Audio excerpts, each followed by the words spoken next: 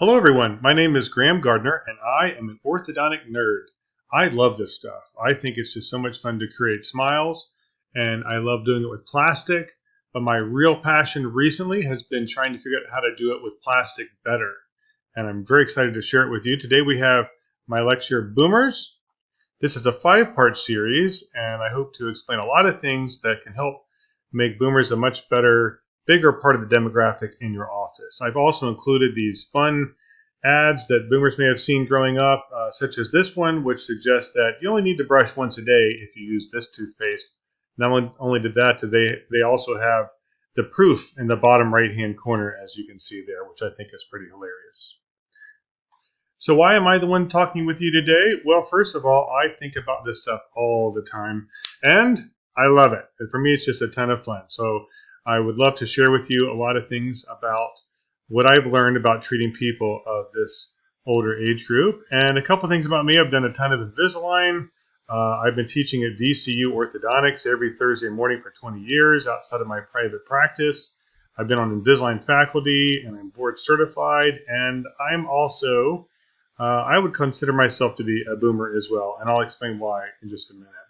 So the other lecture title I considered for this was Invisalign. It's not just for teens anymore. It's funny, Invisalign kind of started with more adults, and then it really has moved a lot to teens in a lot of ways. And I kind of don't want you to forget that demographic. But not only that, I want you to consider really bringing in the older population to your practice, age 50 and up. So your next practice boom could be boomers, and let's talk about why.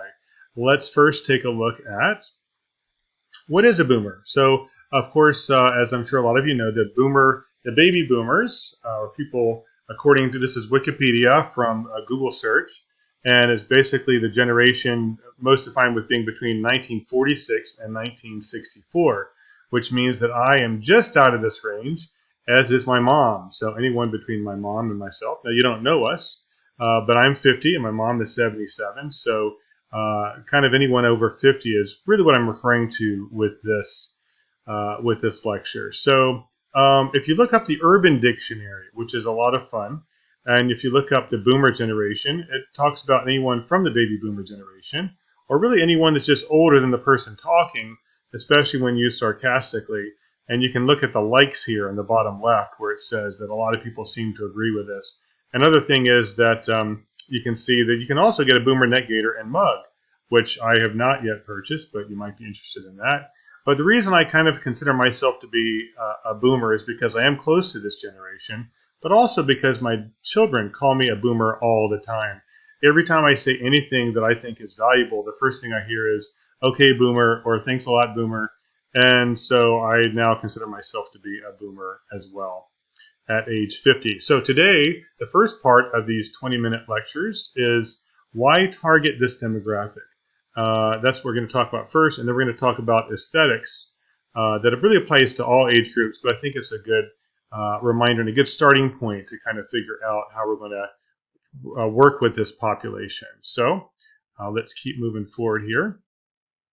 So holy blue curmudgeon, why would I want to treat boomers?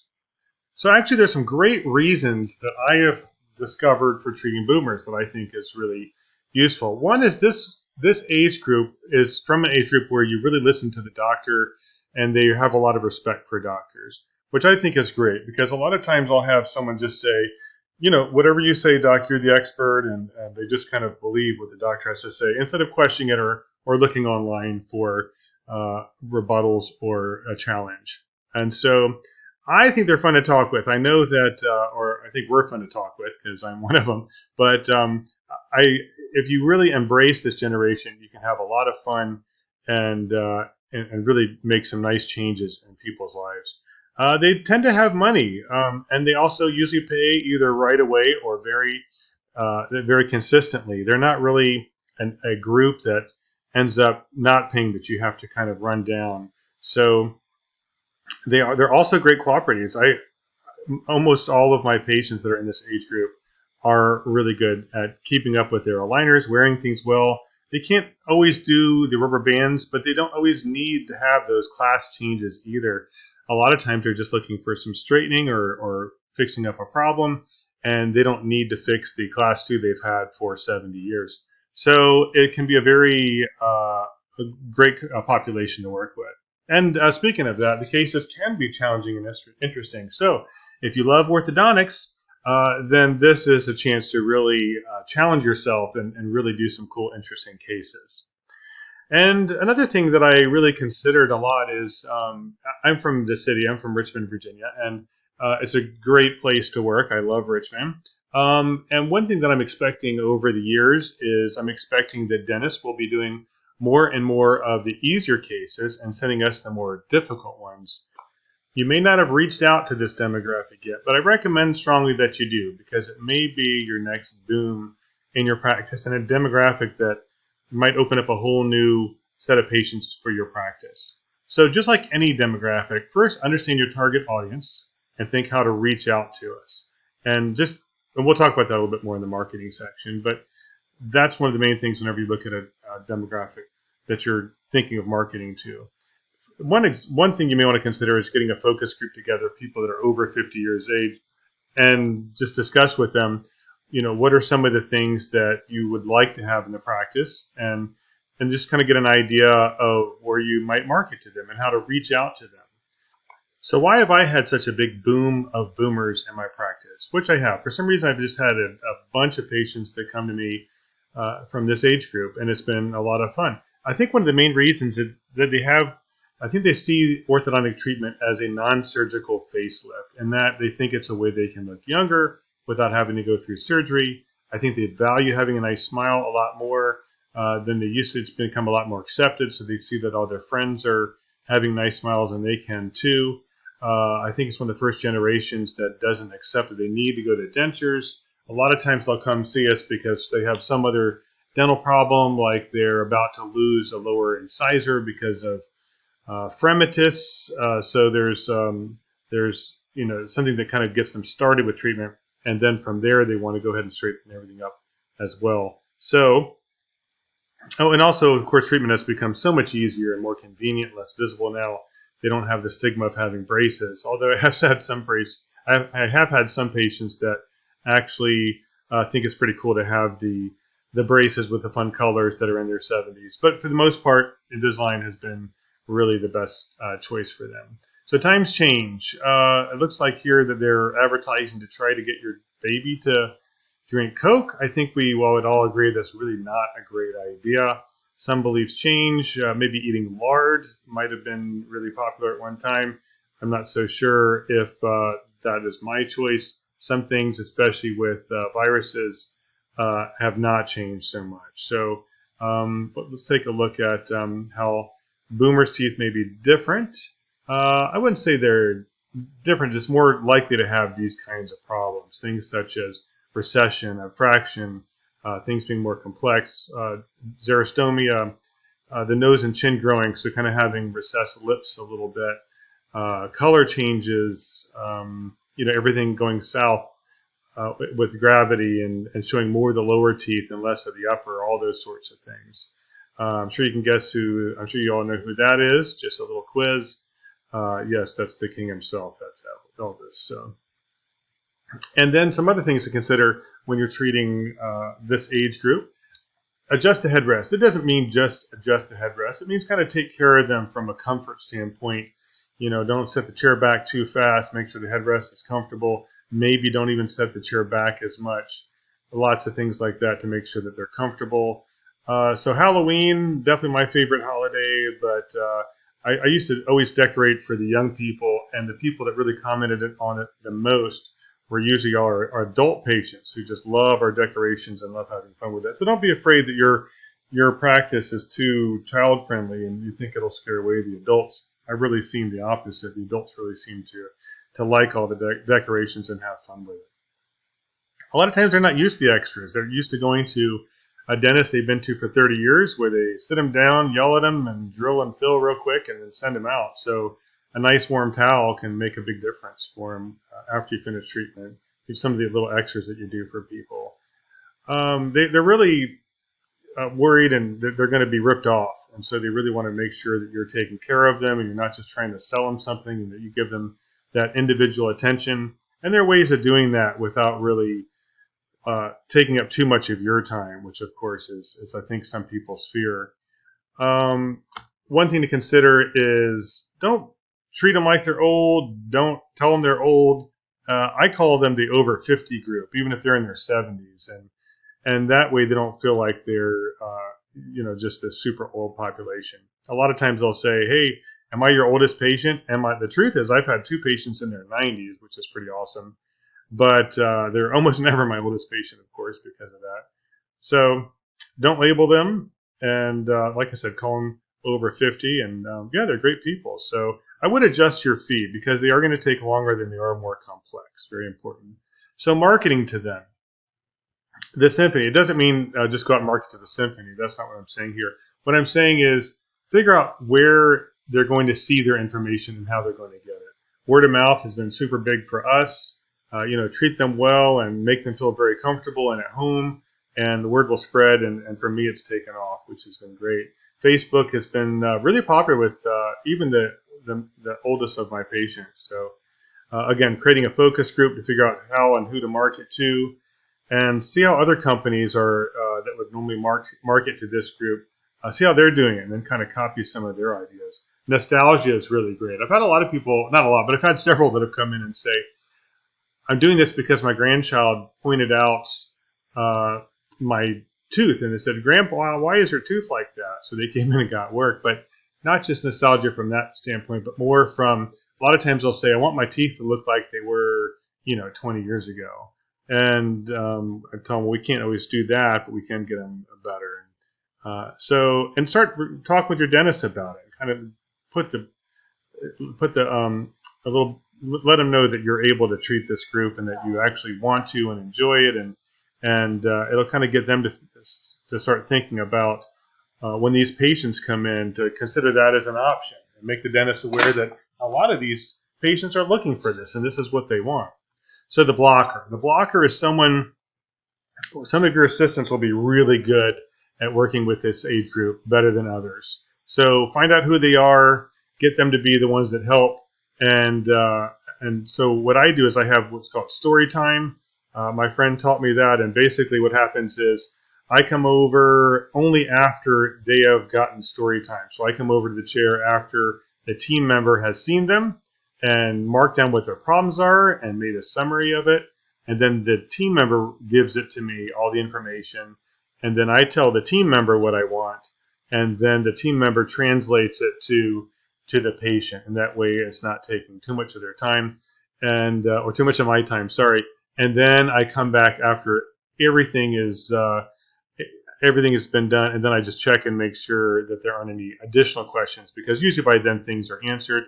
If the patient starts talking with me about things that are not related to their treatment, then what I'll do is I'll just what the blocker will do is the blocker will kind of step in and say, oh yeah, I want to hear more about your gout and that kind of thing. They'll kind of step in and make a separation there so that I'm not being taken away from my other patients for too long. So, of course, like most of you, one of the first things we look at is the patient's chief complaint. And the 3 things I look at when I look at a case are aesthetics, health, and function. So when it comes to aesthetics, that's what we'll talk about first. So let's look at aesthetics for all ages. And one of the things I like to use a lot is this, what I call a spear template, but some people call it a smile design, and lots of names for this, but this is an adjustable template you can put over the teeth. You can do this just mentally, or you can physically put this over your pictures and figure out exactly where you want teeth to go. This is not a boomer, but this case really illustrates this point well, so I just wanted to show you. You can see one of her chief complaints is that she wanted to show her teeth more. She says when she smiles, even a big smile, she barely shows her teeth at all, and that's because they're back quite a bit. And so we tried to design where we think we maybe would want these centrals and laterals to be. And one of my biggest things that I do when I'm treating any case of any age is figure out where do I want these central incisors to be from all angles and from a torque standpoint as well. And then I build the whole case around the central incisors. And I think that's especially true for people, the older population, because of how gravity has affected their smile and also how their nose and chin have grown. Lots of important factors like that. So I'll use a smile template like this, again, either visualizing it or physically putting it on here. And I like doing it from the side as well because it really shows the angulation. If you ask any of my residents that I've taught or worked with over the years, they all will let you know that this is my favorite picture, the side smiling picture, because it helps me decide where I want these central incisors to finish so I can build the whole case around it. And just a quick run through. She wanted to get her teeth fixed up. She wanted to change the colors a little bit as well. So we got her going with Invisalign, got her to a better position, got the spacing just right for some veneers, and got her finished up nicely with that. And yeah, so one thing that I really liked about it, though, is how it changed the aesthetics of her smile. We opened her up vertically. We brought things forward a lot. You can even see from this angle that things have improved tremendously just by taking into account these things. You can also, I'm sure any of you that are on a Spear Study Club or Seattle Study Club look at these facially generated treatment planning ideas and use that on your own for these. I try to do it for this guy, and he was very ornery, very moody, and we were still able to get a nice smile for him though. So one thing I like to do is I'll get these upper central incisors to a good position, and then I'll lock them in place with a T-bar and a TAD. You can imagine if I just close these spaces, how much they would retrocline. And now what I'm going to do is we're planning on building up and having veneers for these teeth eventually. But as I close these spaces, I want the back teeth to come forward, and then I can use class 2s to bring the lowers forward. So this prevents the uppers from coming back too much. Here's a patient who came in and said, my teeth are too far forward. You can see they're proclined. And so you can see in the x-ray they're proclined. And so she wanted to redo these crowns, so we brought everything back to match her face, and I think that really worked out nicely. You can see the changes there and there with the ceph. Let me go back there for a sec. You see the upper incisor angle to the face, and you can see how that bridge improved tremendously after we got the other teeth back to a better position. This is a fun case. You can see her strong nasolabial angle, or her large nasolabial angle, and she wanted to reduce her overjet. And we thought if we use class 2s, it's just going to bring the upper incisors back even more. So we certainly didn't want to do that. Luckily, she had really good, strong attached gingiva in the lower. You can see her attached gingiva is nice and strong, so we decided to angle and bring all these lower teeth forward. So how can you do that without bringing the uppers back at all? We used some TADs to the Invisalign, and we just dragged all these lower teeth forward in the bone and proclined the lowers until eventually we were able to, you see there, we didn't affect the upper incisor angle. Unfortunately, it's not the same angle. The picture is not the same angle. But you can see how we held that in a good position.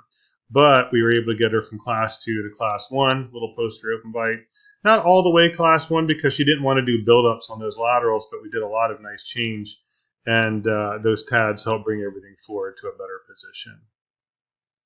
So if you're nobody's sweetheart now, try this toothbrush, this toothpaste. It might help. And hey, I want a man. This is a funny cartoon. You can always pause this and read the whole thing. But grandma's basically saying if you brush your teeth, maybe you could get a man. So anyway, kind of funny. So a couple things with aesthetics. Decide where you want the central incisor to be in all 3 planes of space and with torque, and then build the whole case around it. Let's see. Determine the proportions of the social 6. Make sure you have the gingival margin lined up, but make sure it's something that you actually see, because you may not even see it. So why would you line up the gingival margins for someone that doesn't even show the gingival margins? It may be better to look at bone, the bone position, and making sure that that's lined up nicely. And of course, that digital template. So that was the first part of the series. I hope you enjoyed it and learned a couple things, and maybe something that you can use in your own practice. Next time, we're going to talk about interdisciplinary communication and some Invisalign lower incisor secrets. You may feel like you have everything you need there, but if you want to see if maybe I have a little bit to offer and help you with those lower incisors, I think I might have some good hints that can help you out there. So, embrace the rewards found in treating all ages. Remember, stay healthy and happy out there. Also, don't forget there's some really, really great videos. I've talked with some of the residents that have graduated and lots of my friends that have used aligner and slider and looked at these videos, and they have been thrilled. So I recommend you take a look there, and I hope you have a wonderful day. I'll talk to you soon. Okay, bye.